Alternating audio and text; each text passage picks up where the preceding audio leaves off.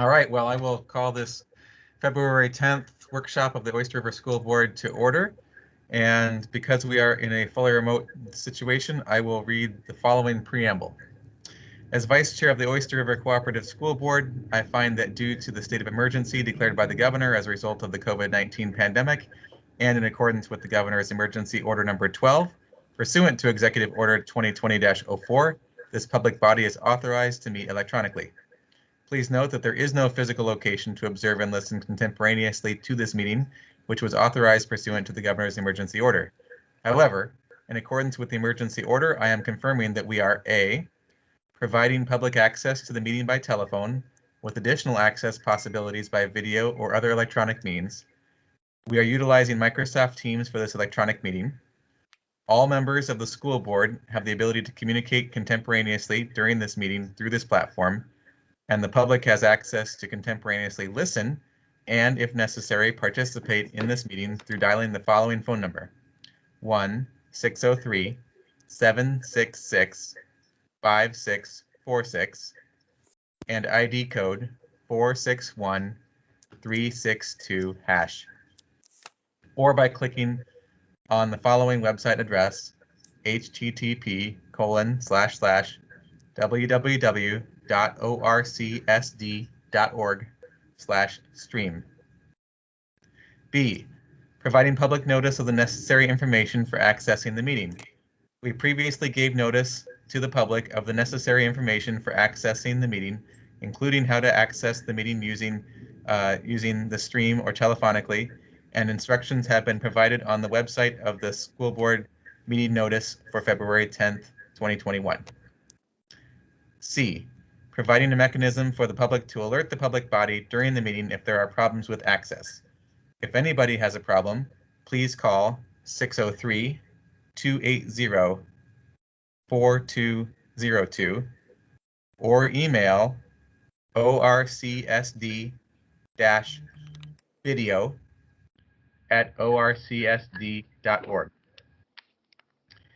D, adjourning the meeting if the public is unable to access the meeting. If the public is unable to access the meeting will be adjourned and rescheduled. Please note that all votes that are taken during this meeting shall be done by a roll call vote.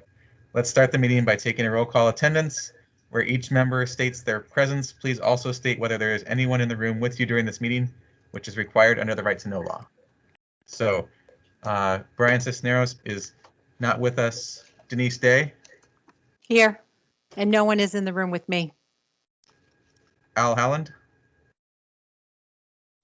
Here and by myself. Dan Klein is not with us at the moment.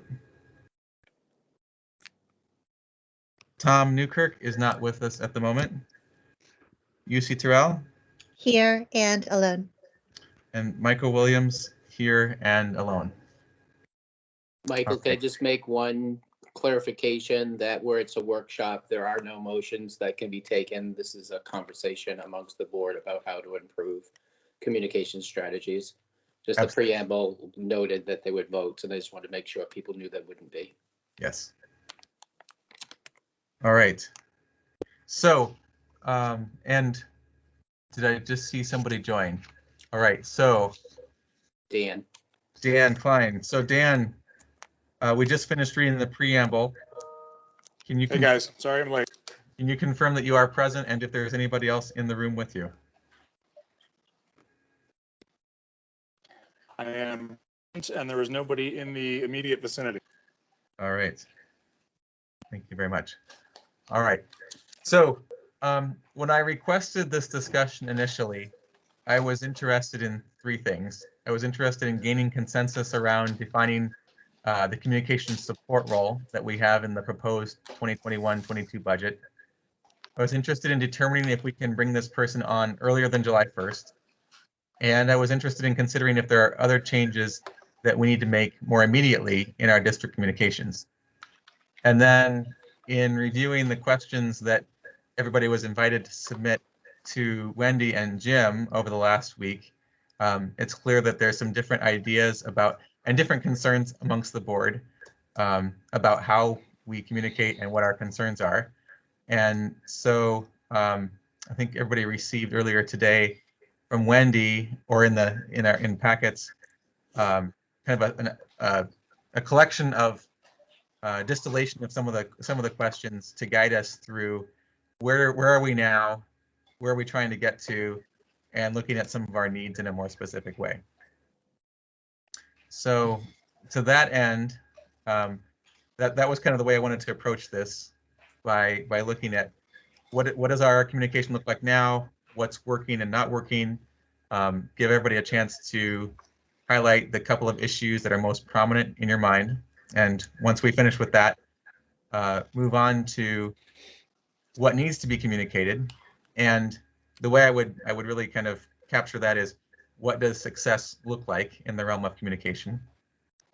And then we can dive into a little bit more detail of what are our immediate needs, short-term, long-term needs, if technology is supporting and hindering us, or how it can do that, and where we go from there. And then in terms of where we go from there, any action we can add to the agenda for next week's regular board meeting, and finalize those decisions then. Does that sound like a reasonable way to approach this? All right. So starting off with, what does it look like now? Current strategies, current practices, strengths, weaknesses, and I know we all got a lot of thoughts about this, but if there are one or two issues that are most prominent for you about communication, let's try to share those as kind of a roundtable here. I was thinking, as I was looking at the different questions that each board member submitted, that you can kind of think of it as falling into three different categories. One being general communication to the community, one being specifically to parents. There were a lot of questions that revolved around, how parents get information. And then the other being more like within the board, or kind of within, maybe within schools, or that sort of thing, I guess. I was kind of thinking about it as, these different areas that we can talk about.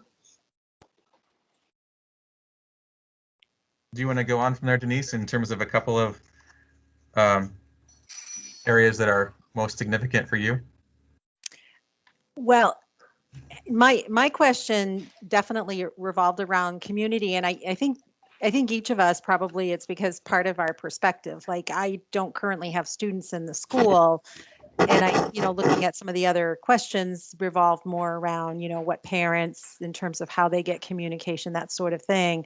Mine is, for example, an example I'll give you right now is Candidates Night, which there's like all kinds of questions on social media about what's happening with Candidates Night. And, it's just, and of course, this year being the year it is, of course, it's not straightforward, but that's like one example in terms of, and I did get a call from a community member, asking me, well, what's going on with Candidates Night? And, all these people are running, and how are we going to find out about them? And so, that might be one example.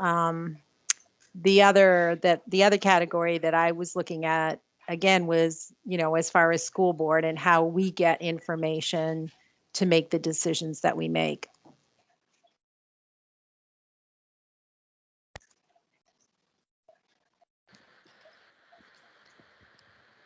That's really helpful, Denise.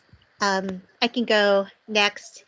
You saw in the thoughts that I shared ahead of time that, like Denise, I was trying to categorize a bit, and like you, Michael, had this sense of sort of high level communication strategy level decision making, and I think we have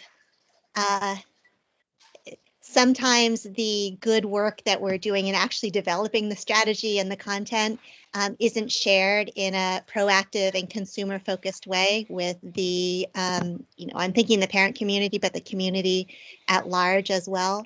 And we certainly have seen this in the past couple of months, but as we've talked about in different areas, sometimes the cracks that have been exposed in the past months are actually emblematic of, of actual weaknesses at all times. So I would identify sort of the shaping of messaging, the higher level decisions of who is communicating in what way through multiple channels, sort of those types of almost director level or sort of senior team consultant decisions is an area where we can improve.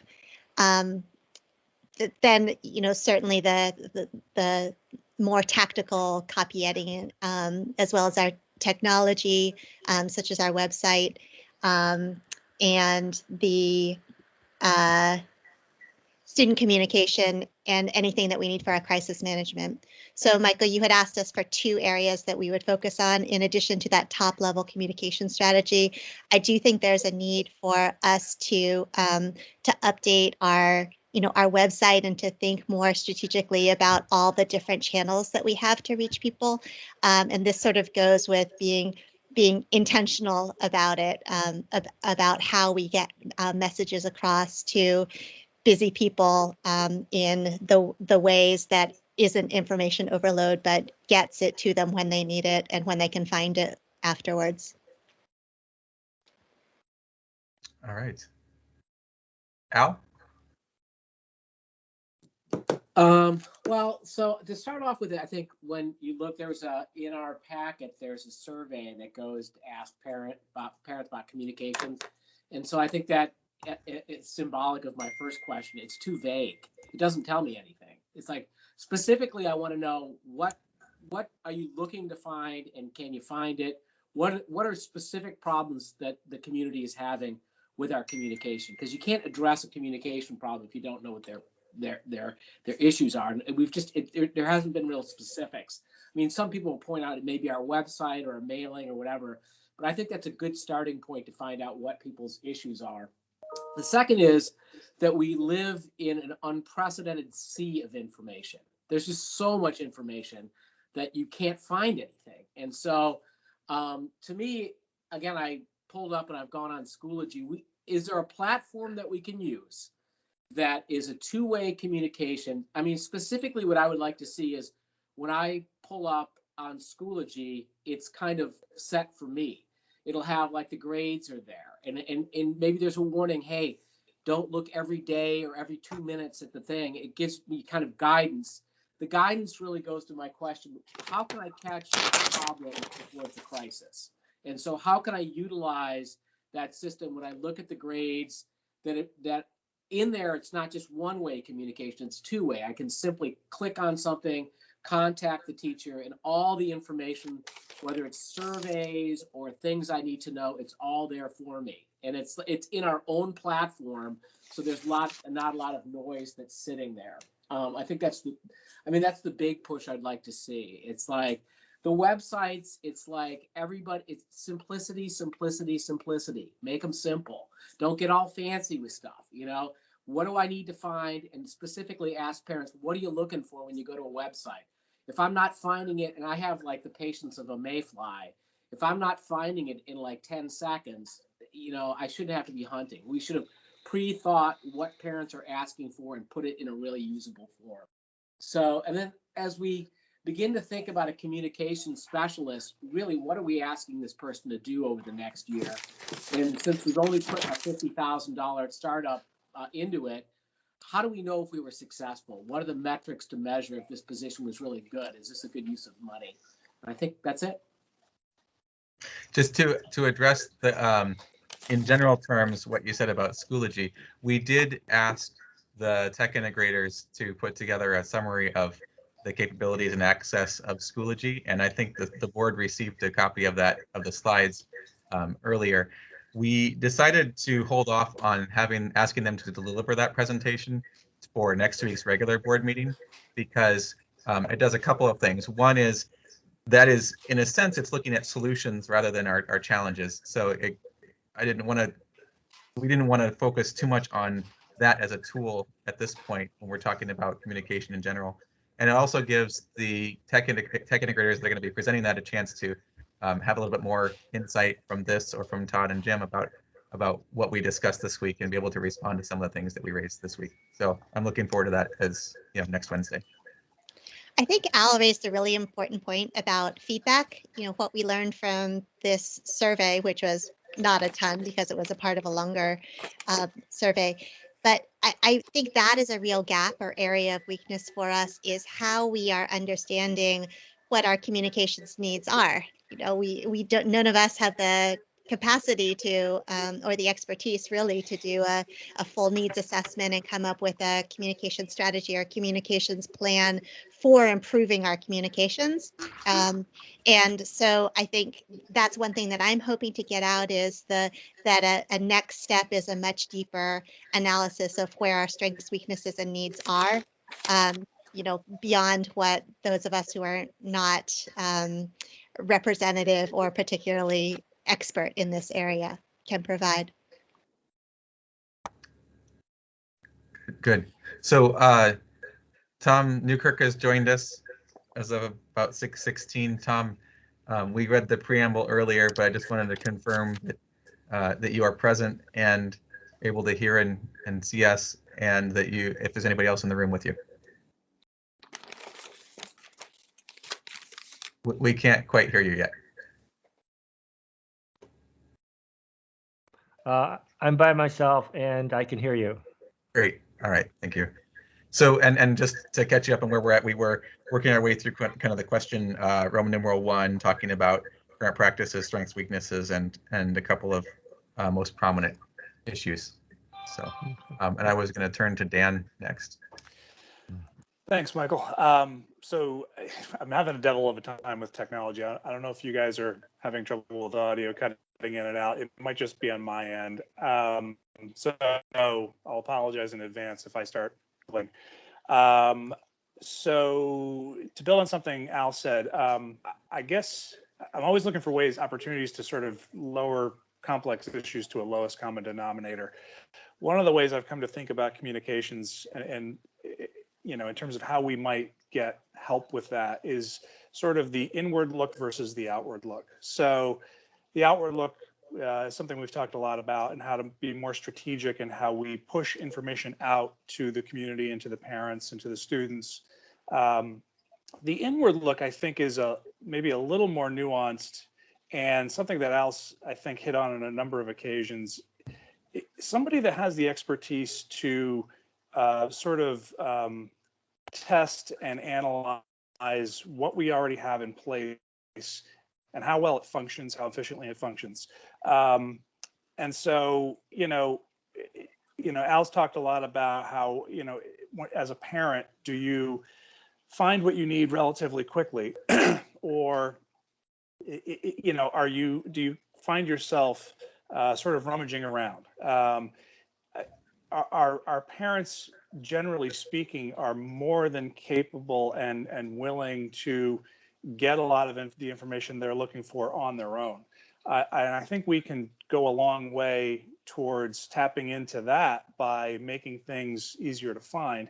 You know, one just quick anecdotal thing I'll throw out there is on our COVID-19 page, we've got some really great information. But under the category of, you know, prioritizing sort of short-term immediate need, there's nothing that jumps out at you on the page that would help a parent who is suddenly confronted with, what do I do now that I've just learned that, you know, my child was exposed directly to COVID, whether that be in school or out of school or otherwise. Now, yes, we all know that contacting our nurses is the first step in the protocol, but if you know, given how much information is constantly being thrown at our parents, it would be really useful to sort of have that risen to the top. And if they go there thinking like, okay, wait, what do I need to do? Here's a COVID page. It's not right there, right? So sort of prioritizing the urgency with which a parent might need a particular resource, and strategically placing that in a way that is easy to find and intuitive. I think having someone who can lead us through that process and learn that is going to be really helpful.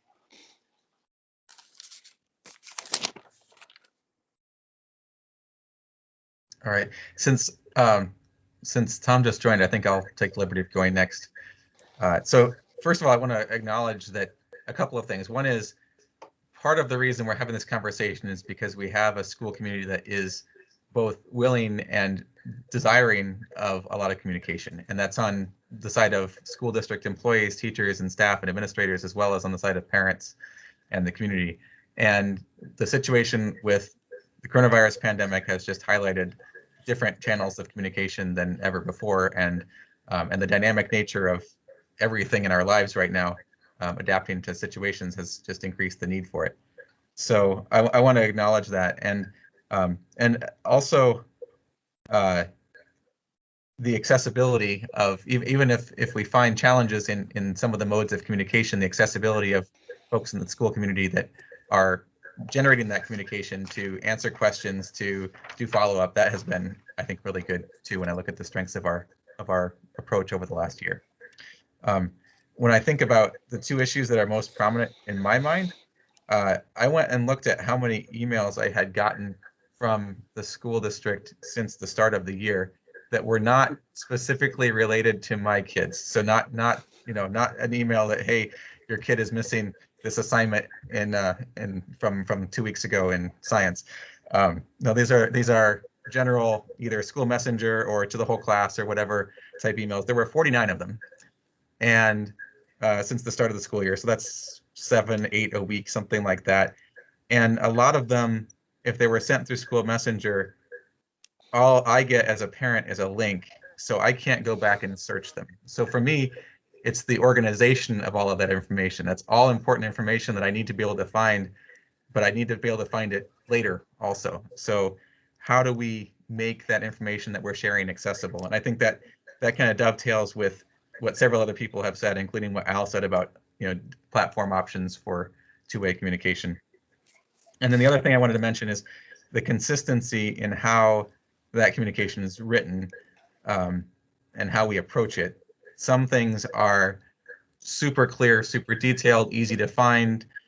Some things are a little bit more cryptic, written in a way that folks inside the school community or inside the school itself probably understand really well, but is not as obvious to people who are at home and not involved as much of their day. So that consistency in format and structure and content is I think an opportunity for us as well. Tom, did you want to weigh in? I know you joined us just a few minutes ago. We can't hear you, Tom. I definitely think we need somebody to take a look at our website in terms of the accessibility and how information is, how accessible information is on the website, which I assume that if we hire a consultant, I would think that would be probably part of his or her task to take a deep look at that and see how that could be improved. I also just, as I go back to my hometown every now and then and look at how they communicate. And they do a little more with video. People, administrators having videos talking to people. And I'm wondering whether in terms of the information environment, people are more used to that now as opposed to, a print dominated sense of communication, whether, seeing people talking to the parents, talking to the constituents. So I just wanted to throw that out there as whether that just the expectation is that, it isn't a print dense information environment that I think people are increasingly being used to. So those would just be two things I would mention.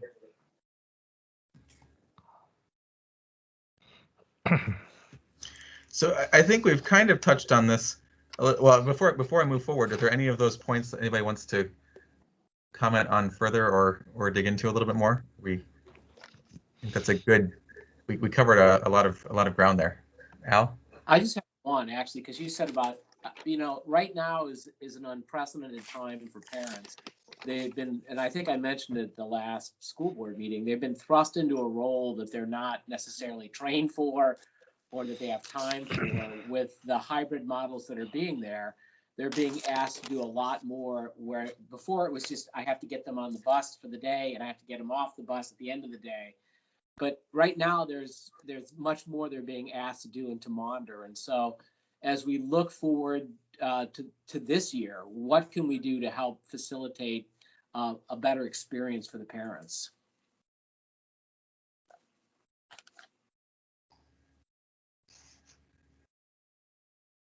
So that is a good segue to the question of what does success look like? Who needs to hear communication? What's the best method?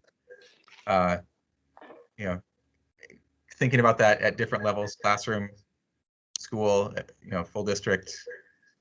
And I know I've heard a couple times tonight, maybe these are not things that we are experts in. Maybe this is things that we want to be teeing up as a task for an expert that we bring on board. I think that's something I've heard a couple of times tonight, but without going all the way there, are there aspects that we want to talk about what that looks like in terms of best practices or success? One thing we haven't touched on yet is sort of general branding and the identity and reputation that we want to share. So that goes beyond any individual communication or platform, but the sense of high quality education, welcoming community, environmental sustainability, anti-racism, engaging personalized instruction, our vision for a graduate, but that the community and and anyone who has a real-time or virtual contact with us would come across. Going along with that, I kind of agree with some of that, particularly, if I was someone that was trying to look at the district and I go on school home pages, there are some tabs that haven't been updated in years. Like, you go to us, for example, and I know the school doesn't directly control like the PTO page, but on some of the schools, the PTO pages haven't been updated for 4 years or things like that. So, I think, going along with what Yussi said, as people who might be looking at this community, as a place that they might want to move to, and that what would somebody do? They'd go clicking on the school's various websites, or maybe the school district. But I think part of what the difficulty is with us is that cooperative school district, and that might trip some people up, maybe, I don't know. But I definitely see, a need to kind of clean up not just the school district website, but individual school websites as well, so that, people are looking for information. It's really clear, oh, I click on this tab and this is where I can find, this particular information that I'm looking for.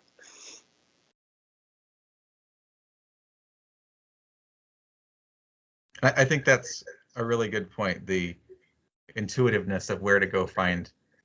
I may not know the information. I may not remember it from the first time I saw it, but I can go find it because it's organized in a way. I think that's a really important point and a really good measure of success.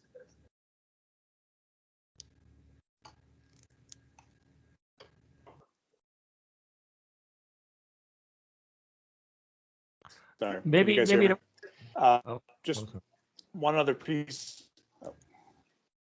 Sorry. Go ahead, Dan. Just to quickly follow up on that point, one of the things that, in my experience, any organization makes, whether it's us as a school district or others, is to sort of rest on the assumption that people know certain things, where to find certain things, when certain things happen. I think everything we build should be tested against the scenario that it's going to be needed by somebody who's new to the district, somebody who doesn't yet know or have someone to explain to them, a neighbor, a friend, where to find things, when certain things happen, what's needed. So to really look at things through that lens, that it answers the most elemental questions of where to find things and what to expect.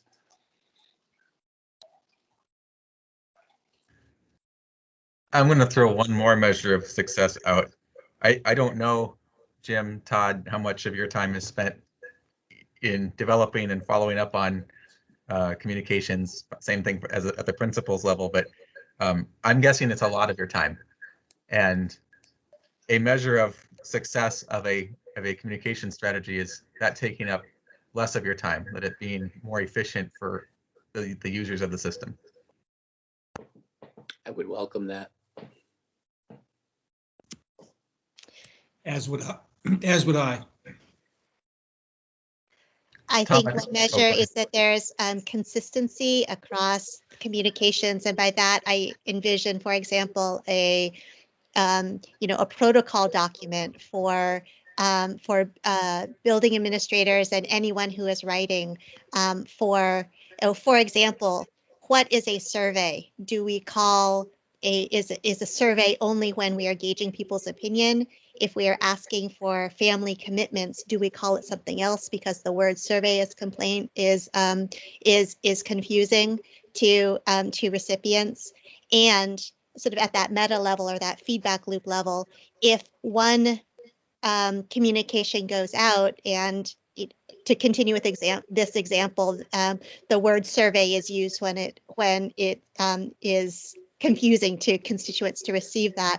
How do we sort of learn from the feedback and the confusion that came from that particular communication so that so that it doesn't happen again? It feeds into kind of a central protocol or standard operating procedures on how communications go out, not to make it overly bureaucratic, but just to allow some consistency and so that we learn from our mistakes.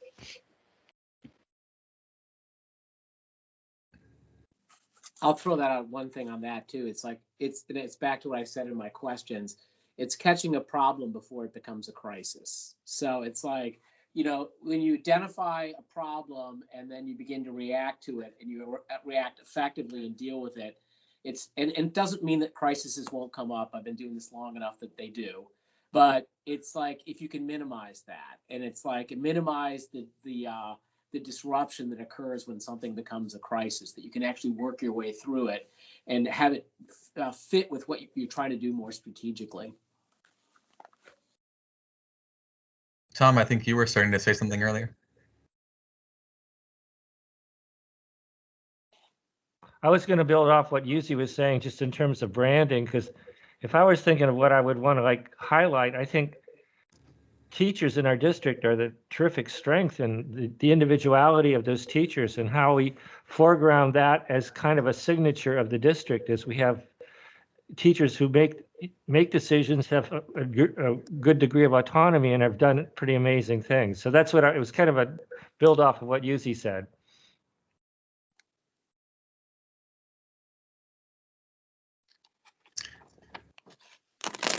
So can we move towards, now that we've gotten a lot of this out on the table, identifying which of these things are really immediate needs versus medium or longer term needs? So if we were going to focus on certain aspects right away, what would those be? I'm just going to jump in because I've been thinking about this, and I'm sure one of your later Roman numerals for next steps. I think that again, this group, we can brainstorm and we can share our opinions, but we really need more stakeholder voices and someone with this sort of communications experience to do this needs analysis and the recommendations and stages. So I think, as far as an immediate need, if we had a consultant for the next 5 or 6 weeks who could provide general writing and editing support and a focus on logistics and shifting models in these, these changing models and in COVID support, as Dan said, then they could also kind of take on this more major project of conducting a needs analysis, of having the stakeholder conversations and making recommendations in stages. So, say through June, then the first half of next year and the second half / the longer term. And then the final thing that they could do would be to write the job description for an April to June consultant that takes on some of these priority tasks and low-hanging fruit that that makes sense to bundle together. It could also, that job description could include overseeing contracts that they don't have the expertise to do, like website redesign, or overseeing interns, either unpaid or that charge much less than they do, and so can take on some of their work more efficiently. But essentially, what I would hope to see, in addition to us thinking about short, medium, and long term, that we think about process and how we bring in an expert and a facilitator to conduct a deeper analysis with different stakeholders and to kind of present these stages of communications improvement.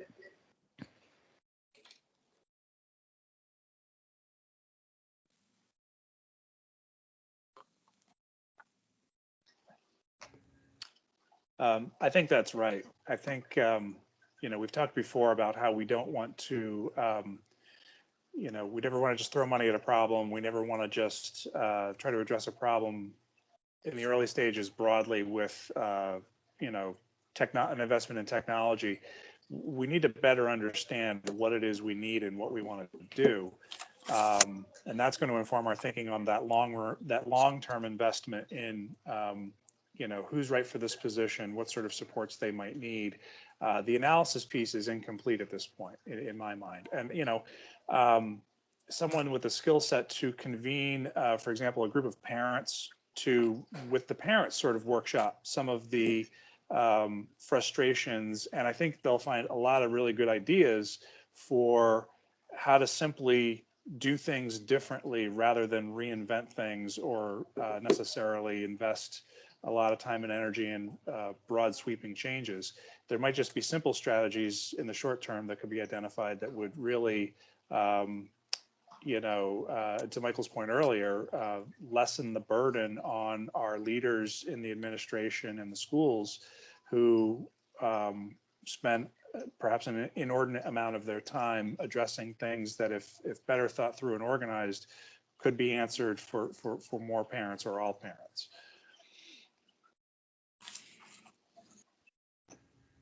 Al, yeah. So I think really, to me, moving forward in this year, we really need to have almost a parent boot camp for Schoology. It's a terrific platform. It really is. I mean, I haven't gone in the parent porthole, but my daughter had used my phone, and so I'm able to go and look in Schoology on her thing, and everything you need is there in a simplified manner. And it's like, it goes back to what I said. Parents right now are being asked to do something that is just not in their comfort zone, and this gives them all the tools are right there, and it's a platform that we control. We don't have to buy another platform; we already own it. So it's really about getting parents to use it and work effectively. I think that it has all of the elements of communication of like surveys and grades and contacting. It's all sitting there, but we haven't effectively harnessed parents in yet to the system. And I know we're trying to ramp all the teachers and everybody up, but it's not an either or. You have to do it collectively. While the staff is learning to train, the parents need to be doing training at the same time. That way we'll begin to then adopt or to adapt Schoology to better suit our needs. But we clearly need to work on this. It's like it's going to be really, really, really useful for the rest of the semester. So I think that should be one of our big focuses. Could I ask, I don't know if this is Josh or Jim or Todd, but we've really leaned on the tech integrators as our access point, as to build our skill set, both for parents and for staff in Schoology. What resources have the tech integrators had available? Have they had support from wherever Schoology comes from the vendor, or has it been on their own? Are they learning from other school districts' best practices? Yeah, they, Michael and certainly Josh can jump in, and Todd, the technology integrators have been, they've gotten a training. They are adept at learning new tools. They've been training, obviously, the staff. They've opened up the parent portal. One of the things that Al alluded to, and it's something I had a chance to share with you and Tom because we were generating this agenda, is the parent portal is most successful at the middle school. We almost have half our parents accessing it. It's least successful at the elementary schools. I think Mohamed's percentage was someplace around 8%. And the high school is, someplace in the 20 percentile. But when I was talking to the tech integrators on Friday about this very issue, what they said is exactly what Al said, that parents are actually going into Schoology via their child's account. So we wouldn't know how many people are doing that, but we suspect a lot more than we can account for because of just they're used to, last year they were used to getting into Schoology via their child's account. So the tech integrators have been providing some training for parents because the portal just opened this year, and obviously we need to step it up. But Al's synopsis of its potential is absolutely true. I go back to the example the last time we talked about this issue around emails, and Dan called it rummaging through emails, and could be called mining through emails because, you know, what you use as an example of 49 emails, Michael, is, you know, replicated across the district. And if you have children at every level, then that issue becomes compounded. So Schoology does give you that simple access to your child's account. So just listening to what you all are talking about, I think that one of the issues that we haven't identified is the issue of who's delivering the message at what level and what's the best vehicle for delivering that message. So something from the central office versus something from a principal or something from a classroom teacher, the information changes dramatically because obviously at the classroom teacher level, as parents, you're concerned about your children. At the district level, we're trying to communicate broad concepts and changes in the district. And then the principal is trying to communicate what's happening in their building. And each one of those communication paths really should be using devices and tools that maximize that message. So the way we do it today is I would call it a blast all the time, in the sense of we're just like shooting shotgun pellets of information and they're going all over the place. And so that causes, I mean, the latest feedback that I got from parents is that it's not about the fact we're not producing information. We're producing tons of information, but it goes back to the observations Dan and UC and others were making about how accessible that information is. So I think that, you know, as we talk about the path forward, this is the part of the conversation I'm most interested in terms of how do we maximize the potential for parents getting the information we want them to get from the level we want them to get it. Another aspect of that is social media, because that's how I get the information. Because I'm not on Schoology, you know, so it's like, how do I find things out? Well, we have some PTO chairs that like will put the links on social media, and sometimes parents will see it there first and they'll say things like, oh, I didn't get that email, or where did you see that? And so, you know, you're right. It's like, it's kind of scattered all over the place. And, you know, social media is definitely one aspect of it for sure. Michael, you asked about the tech integrators' role in PD and supporting families, and certainly they are absolutely the most important line of professional development we have with teachers and parents around Schoology. But a couple of things to keep in mind. We adopted Schoology with a multi-year rollout plan, and then had a pandemic thrown in the middle of it where we had to like push the accelerator like we've never seen before. And so an enormous amount of their time and energy has been spent just propping up and holding up our teachers and keeping things moving forward.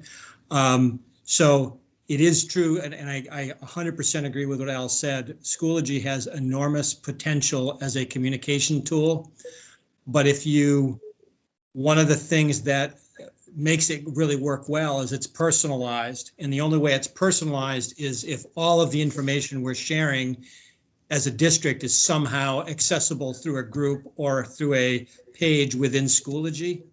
But if we start focusing on Schoology and there's nothing to see. It's sort of like having a Facebook page with no friends. It's like, well, what do you get from it? You don't really get much. And so as much as you can, the reason the middle school, I think, is more in demand for Schoology is because we're doing grades through Schoology. So that's the way parents can see competency grades, and it's really the way you get that information. So there's a need to know and a value in it. But I would imagine if I'm a first grade parent of a child that's in the in-person hybrid model that doesn't have a significant remote piece of the day, there's not a lot there that's going to draw me to it. It's going to cause me to say this is an essential thing. So I think that the tech integrators are very, quite honestly, I think they're overwhelmed at the volume of work that they're doing. They're amazing. They're great people. They're doing everything that they absolutely can to support it.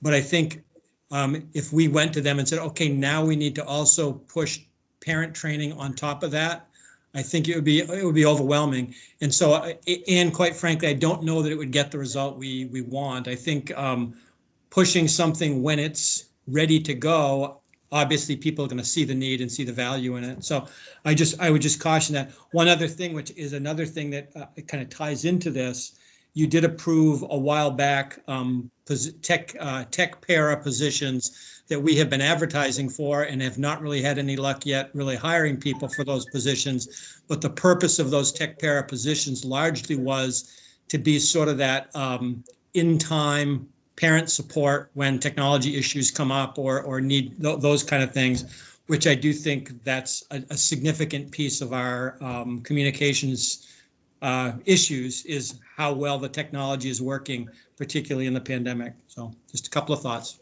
And just to go back to when I first asked that question, I was curious because Al brought up some capabilities of Schoology that I've never heard of. I didn't know that there was a survey functionality in it, and I'm sure there's lots of other things I don't know in it. And so I was curious about is how do the tech integrators learn about it? Does the software company provide a high level of support there? Are we kind of on our own and having to figure those things out? That's kind of where I was. It's a mix of all of that, Michael. Typically, whenever we buy a software package, it comes with X hours of training, and they want you to use it quick.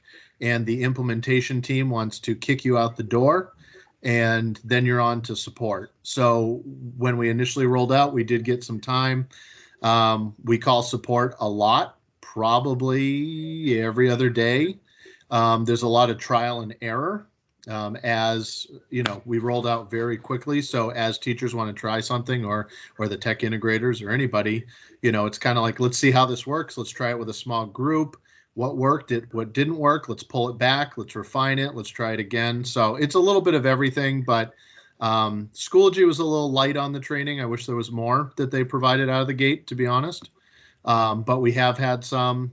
We've started seeing other school districts adopt Schoology. Moulton Borough was ahead of us. They've had it for about 5 years, so we do communicate a lot with them. Interlakes just implemented, I think, this summer, and there's another one that's escaping my mind. But we do try to lean on those other districts and how they've used it. Hanover is also using Schoology, so we kind of do a little bit of all those things. Yeah. Okay, great. It's kind of a surprise that we got 40 minutes into this conversation before anybody mentioned social media. So I think it's important to highlight that as a channel. Denise, what I didn't hear you say is, what does the district need to do differently, or is that just an item that we just need to highlight for study in the future?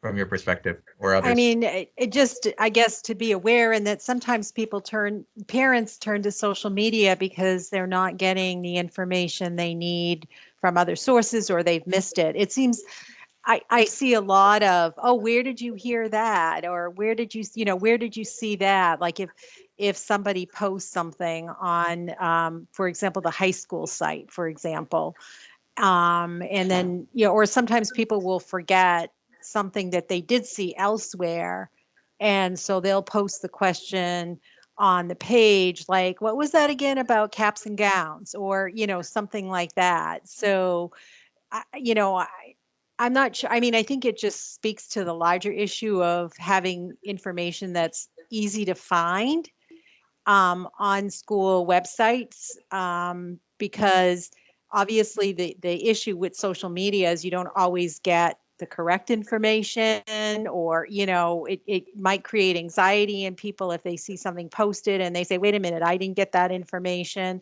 So I think it's more kind of goes back to that, how do we make sure that the information that folks need is readily available and accessible, being able to go back if they read something and now it's like, what did they say again, what was the deadline for that, and where can they find that information? Mm-hmm.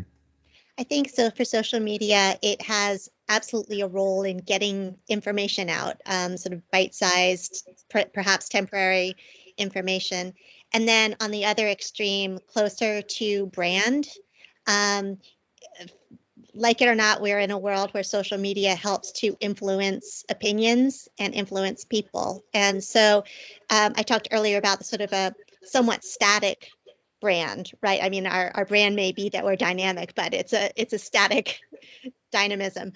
But for things like a strategic plan or things where we want to actually make a motion forward towards world language expansion or towards whatever is prioritized in the strategic plan, social media absolutely has a role in helping make that easier. So your earlier question, Michael, about how will we know if we're successful, hopefully through a communication strategy that's not sort of overtly over the top in pushing an agenda, but subtly and in line with everything else that we're communicating. It can make our strategic plan actually easier to implement because community will be informed and behind where we're trying to go. Mm-hmm. I'm going to throw out a couple of things that I think maybe need to be on the more immediate side. One thing that we've done in the past when we had time is to engage the UNH Survey Center for guidance on constructing, administering, and processing data from surveys. And quite frankly, we haven't had the time to go through that process in a lot of the work that we've done in the last year or so. And I do think that's an area where some of the surveys have gone really smoothly, and some of them have had some missteps in terms of how we ask questions and how we handle data, how the recipients of the survey understand the questions that we're asking. So I think surveys is an area that there is an immediate opportunity to make sure that we're looping in folks that have more expertise, more focused expertise there for consistency. And I wanted to ask, because several people have mentioned the website and organization of the website, how immediate a challenge is that? Is that something that we need to try to focus on immediately, or is that more of a medium? Because the other thing that I've heard is the needs analysis and developing kind of this phased plan of how do we tackle communications in a broader sense. And so the website could be more a function of that and something that evolves with time and with some more study, or it could be oh no, this is a crisis, we have to change this right now. So I wanted to, sincerely, if you have mentioned the website, I wanted to turn that question back. Can we get feedback from Josh before people respond in terms of where he's at in relation to the website? Oh, sure. Oh boy. I don't like it. It's a pain, to be honest. And I had a conversation with the tech integrators today. None of us like it. It's challenging to use. I actually talked to them today because I found out the company we use, almost every one of their customers in New Hampshire that I'm aware of is looking for an alternative. And so it's been a big discussion amongst my peers around the state, and everyone is jumping ship as quick as they can. I did a little research on our contract with the company, and it expires July 1st. So this may get moved along. I haven't had a chance to talk with Dr. Morse about it, but I have been talking to lots of school districts that are making the switch to find out what their plans are, who are they talking to, what companies are they talking to. So on the list of tasks that I have in my day-to-day, it's to start doing demos with companies to at least identify what's out there, what fits within our budget, and trying to find some. Well, I get a lot of thoughts, but yeah, I don't like it. I would love to change it out to something else. I think the piece that that can be challenging is, one of my notes that I've taken down is audience. Should the website be organized by audience? So it's very quickly, if you come in as a parent, here's the parent stuff. If I'm a student, here's the student stuff. If I come in as a prospective family, so those are some of the Josh's random thoughts on a Wednesday night. I mean, I'll just say that the thing about websites is they're time consuming, and it's like to do the fixes takes time, and it, given the insanity of trying to roll out all the technology we've done, there really hasn't been anyone dedicated. And the other thing I'll say about our website is, and since you already said the platform is not that great, you want flexibility in the design of your platform. So, we kind of have these canned websites that you go through. Really what you need to do is go look at some other people's websites and look at the design of the website. And I did that before. Actually, I gave a template to Suzanne of what I thought the high school should be like, about a year ago. A simple one that when I looked at other websites that distilled down. And so you need somebody with some skills to do that. Somebody preferably with a little bit of graphic design skills and some organizational skills to work through the platform. It's a different skill set than necessarily, and I don't mean this as a slight, in terms of hardware and technology.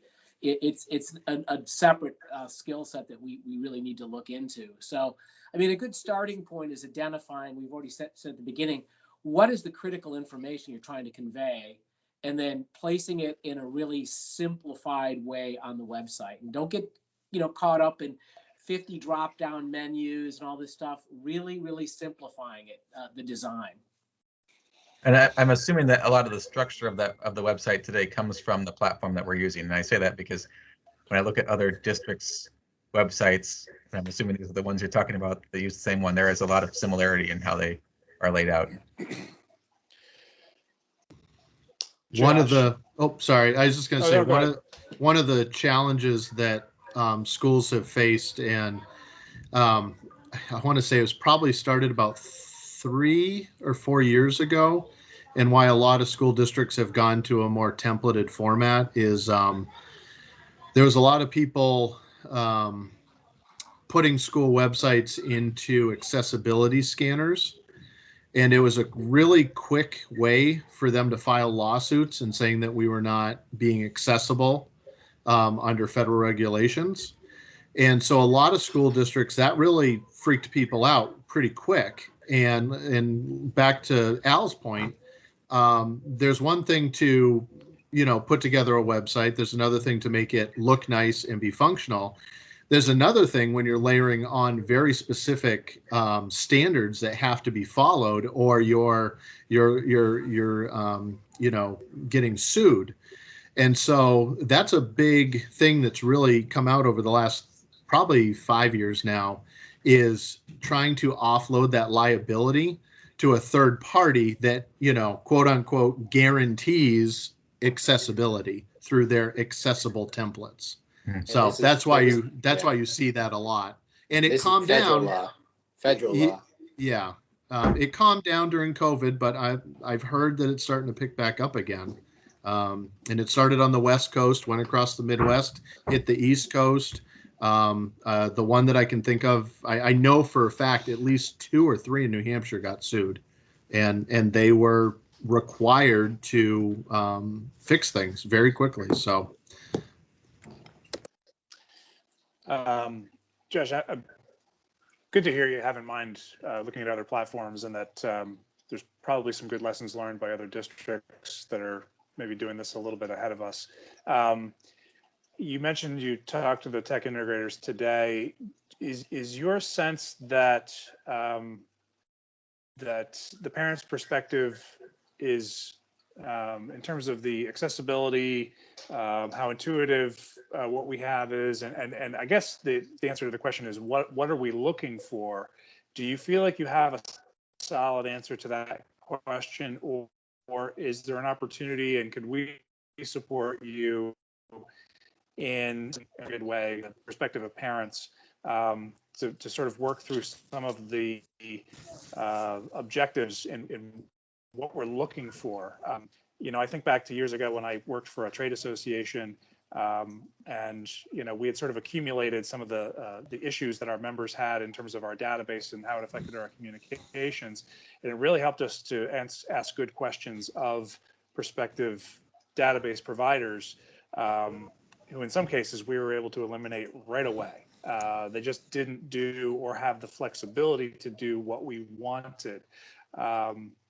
Is that perspective pretty well identified? And if not, can we facilitate something to give it to you to really help your search be targeted? So I would say I probably, being a parent myself, that's where I draw a lot of my conclusions from and how I access data. But I think it probably would be helpful. The only reason I brought up the, starting to look at platforms is just the timeliness of our contract expiring. But certainly having some insight into parents, what are the frustrations? How do parents consume information? Any of those insights would be helpful in narrowing it down. Because typically when a lot of the websites now are bundled with the communications platform, so the whole emailing, posting to social media, texting, phone calling, website, that's now a package. So we'd be looking at all of that. I think from the pieces that I tend to focus a little bit more on is more the back end in supporting the people that would be using everything. So those are the pieces that come to my mind probably first is, how easy is it for Jim, Todd, Suzanne, a front office person to get information out to the community, whether it be posting to the website, whether it be posting to the website, getting a text, social media, how can we make that process more efficient? So yeah, I'm open for any and all information to help guide it, I guess. I just have a request. I wonder if, Josh, you have like 3 or 4 district websites that you would say this is something I would like to, I would like to go toward. Do you have some favorites? I haven't spent a lot of time looking at other websites. I did talk to actually a CIO that both Dr. Morse and myself know down in Cambridge, Mass. They actually have a dedicated communications person, and they have spent a lot of time on branding and kind of their brand management, marketing. And so I've had conversations with them about how they approach all this. So I was really interested in some of the stuff they were doing, but they're currently using the same platform we are. So they must be paying a lot more money to get something special from them.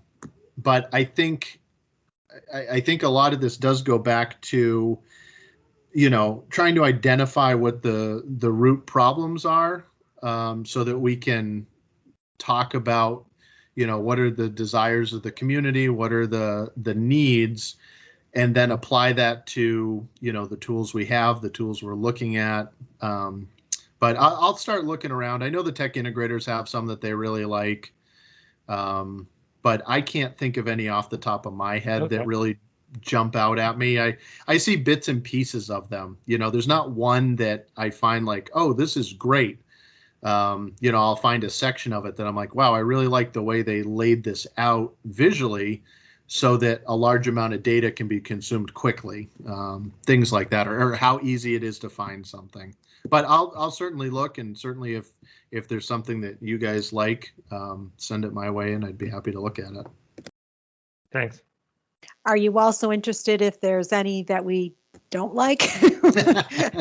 Only Well, I because can think of one that I know Well, you don't like. I just had one example, and I'm not actually going to say the school district, other than it's a local school district, but I had a need to get there because they were doing kindergarten registration last spring online, and I could not find I was trying to find it for one of the parents that I work with, and I was like, I can't find this. I ended up having to call the office, and I remember it was something really complicated, and I was like, oh, it wasn't intuitive at all. So, that was definitely an example of something that wasn't.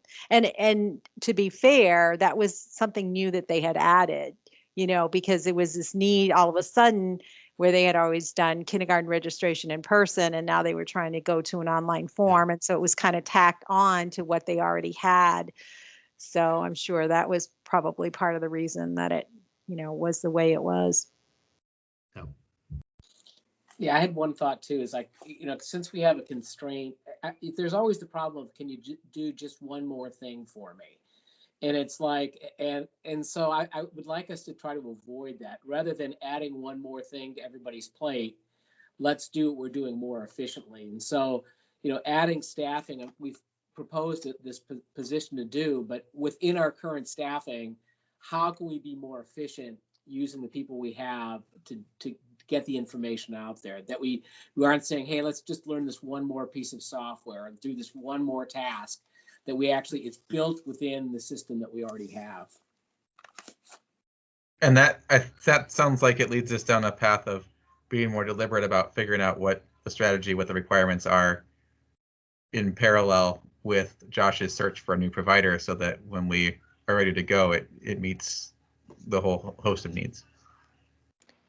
Yeah, I would, especially with the introduction of the concurrent teaching methods and the IT support intensively that's going to require in the coming weeks. It's, if we are going with a consultant who will do a more thorough needs analysis, then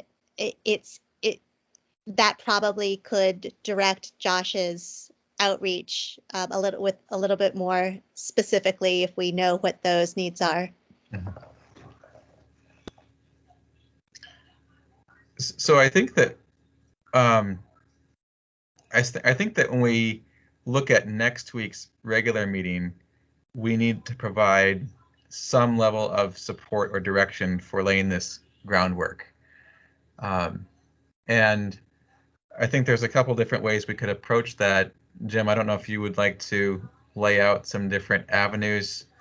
And what I'm thinking is that this is what we do in the short term, so that July 1st we're ready to hit the ground running with the newly funded position, hopefully, assuming that it stays, assuming the budget is successful, and whatever other groundwork we can do in the interim time between now and then. Yeah, thank you, Michael. We are very blessed as a district. There are many people in the district who have skill sets that we can tap into. And about 6 weeks ago, one of those parents reached out to me and actually was having the very conversation with me that we're all having right now. And she happens to be a person whose professional life is doing this kind of work. And so to me, the immediate need, we tend to, our usual mode is to say, oh, well, let's form a committee, let's bring in parents, let's bring in teachers, let's bring in students. But when I was talking to her, what she shared with me was, we could do that, but parents don't know what they don't know. And really what we need to do is a lot of the conversation tonight, but the immediate need would be to get a handle on who we are trying to go back to UC and Al, and in terms of some of the comments they've made. And it's really, what is the message and who are we sending this message out to? And what's the most, and then going back to Al's latest comment, what's the most efficient way of doing that? I would like to be able to have a superintendent's committee, but not, a global one where we invite, everybody and their neighbor, but one that's much more specific where we reach out to people who do this for a living in the district. And, Wendy's capturing our discussion tonight, and there's a lot of common streams, but the most immediate need is, I think, to address the issue of how we could structure ourselves to be more efficient in the delivery of the messaging. I go back many times, Michael has said, it's not about the quantity. We get tons of information. It's the issue of how we're organizing ourselves. And, I go back to something UC said about not being an expert. I'm not an expert in this area either. And so, if you don't have an expertise, what does a smart person do? They reach out to people who have that expertise. And, we've had this conversation, several times over the last several years for sure. And so that would be kind of what I would like to do. And I would like to form a superintendent's committee, but be able to really tap into parents who do this for a living in the district. And I would also like to have a couple of board members be part of that, so that we can capture the immediate issue, which is what is the best way for us to deliver the messages we're trying to deliver, and get that piece laid out. Because if we don't get that piece done, it doesn't make any difference what the website is. It doesn't make any difference what else we do. We're still floundering. We're still sending out tons of stuff and drowning people in information with no efficiency behind it. So that is really what I think the immediate need is to get your support to do that, and then use that expertise to our advantage. Because everything that has been said tonight, I 100% agree with, and it's just a matter of having the person and the people available that will help us do this work right. And so that would be what I would ask the board for support. And next week at the regular meeting, I would ask for a superintendent's committee, and I would ask for that committee to be made up of 2 board members and some experts from the parental community in particular. That would be ideal. But if not the parental community totally, parental community and somebody who has the expertise who may not have any children in the district right now who wants to help out. So that would be kind of the immediate approach that I think would be helpful to not just me, but to the board as well. I think you're right. There's so much expertise about communications that also has the kind of the lived experience of being a parent receiving information. And we know there are people in the community, parents who have stepped forward to help in this last case, or even with constructive suggestions on social media or in other ways. I really like that approach. Fresh off the concurrent teaching committee, I have this sort of model in mind. I'm wondering if it's the same model that you see. One is that it is relatively quick. It's a working group that, that perhaps is only around for 6 weeks, but has a discrete mandate and goes for it. And 2 is that they're not only providing their own advice and perspective, but they're actually helping to sort of plan the planning.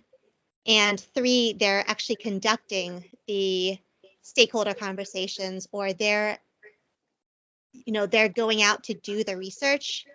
So in a way, the recommendation that I had, or the thought that I had around doing the needs analysis and having the stakeholder conversations, is this the group that's rolling up their sleeves to speak with you and Todd and the building administrators and Josh, as well as other parents and community members, so that when the committee closes with probably this recommendation for staged implementation of various priorities, they will have been the ones to actually do a lot of the work. I think that I certainly agree with 1 and 2. I think we have to be careful on volunteer committees. If we ask people to volunteer, I'm not sure how much time that they have to give. And so I think that absolutely, I think 1, 2, and part of 3 make the most sense, and then 4 makes sense. And the only part that I'd be concerned about in 3 is broadening it out to other stakeholders. I'd like to get their expertise on paper and get that to you guys, and I think that's doable. And maybe one of the recommendation at that point would be to broaden the conversation. But I would, to do something quickly, I think having a working group with very specific charges makes absolutely the right sense. And one outcome could be either a job description or something that translates very readily into a short-term job description for April through June to even start on some of the priority or low-hanging fruit initiatives, maybe.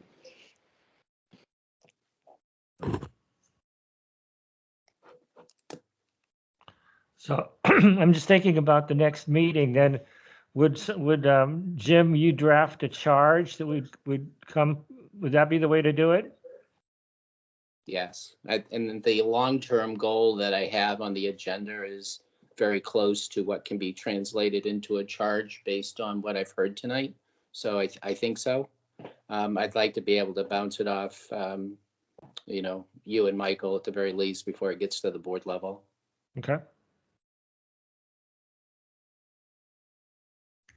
Anybody else have thoughts about what that charge should include specifically to support Jim in that? I don't know the wording yet, but the adjectives here, where it's clear, unified, easier navigation, all these are true, but they're very operational and sort of transactional. And so I hope we can also consider sort of the higher level branding / campaign support for strategic plan priorities, that level of work as well. I guess I see that as more long-term. I don't disagree that that's part of it, but if this is a committee that is, you know, a short-term committee, you're looking at 6 weeks, to me, that's, I'm just not sure if that's kind of too much to you know, to try and tackle in such a short period of time. I guess they, you know, they don't need to come up with the priority messages, but as they're looking for a sort of a communications strategy and what future consultants or even employees would focus on, to me, that's kind of part of the portfolio or part of the scope of any communications improvements we would want to make.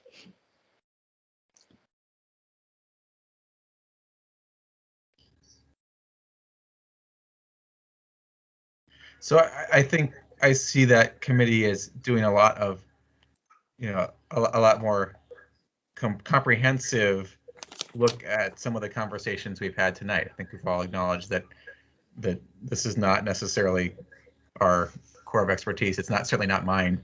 And so the things that we've been talking about strengths, weaknesses, concerns, opportunities, success, that's really what we're looking for the superintendent's committee to come back to us with, looking at how the district is operating today. Is that a fair characterization?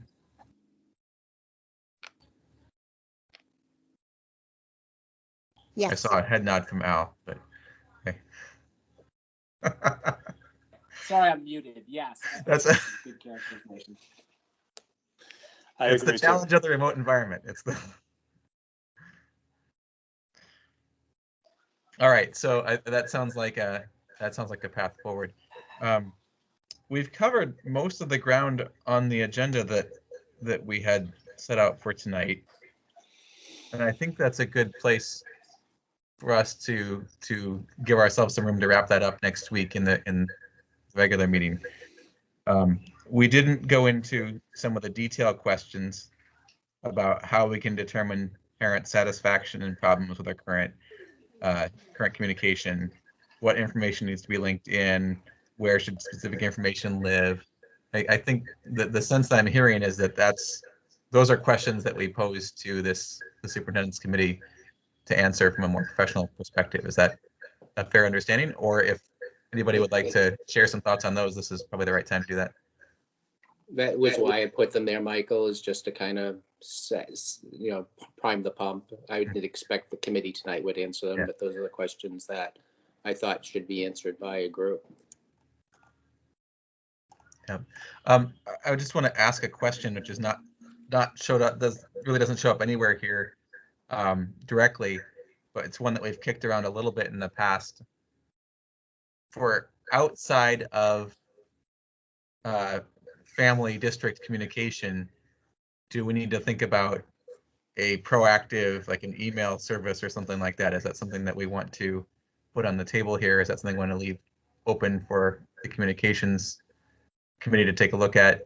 I guess this would be as close to how do we communicate to the community outside district that you had identified, Denise, I think, as anything. I mean, that's another one, Michael. I think that when we get these people who know what they're talking about, Right. They sit down and they work on that, because right now we're kind of fragmented in that respect. I mean, Durham probably has the most developed because Todd has worked on it for years. And in fact, when they did a survey of Durham residents where they got their information, Friday Updates was ahead of Foster. So the question is, do we tap into that, or do we build our own? And I think that's for the people who know what they're doing, to give us a recommendation at least. Yeah.